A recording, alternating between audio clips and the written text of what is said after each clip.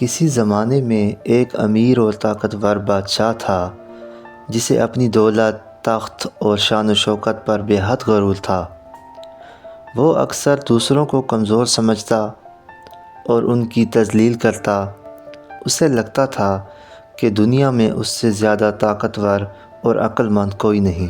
اس کی رعایا اس کے غرور اور بے رحمی سے تنگ آ چکی تھی۔ ایک دن بادشاہ شکار کے لیے جنگل گیا۔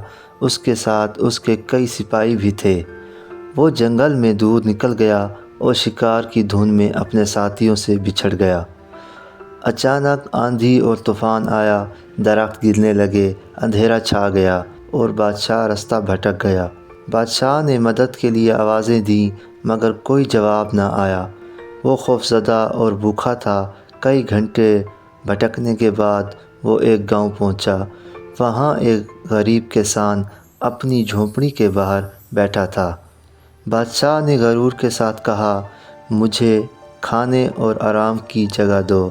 کسان نے عاجزی سے اسے اندر بلایا، کھانا پیش کیا اور پانی پلایا۔ بادشاہ نے کھانا کھایا مگر شکر ادا کرنے کے بجائے کہا، میں بادشاہ ہوں، تم نے میری مدد کر کے کوئی احسان نہیں کیا۔ کسان مسکرایا اور بولا، بادشاہ سلامت، قدرت کے آگے سب برابر ہیں۔ غرور کا انجام ہمیشہ برا ہوتا ہے۔ آج آپ نے دیکھا کہ آپ کی دولت اور طاقت جنگل میں آپ کے کسی کام نہ آئی۔ بادشاہ شرمندہ ہوا، اسے اپنی غلطی کا احساس ہوا۔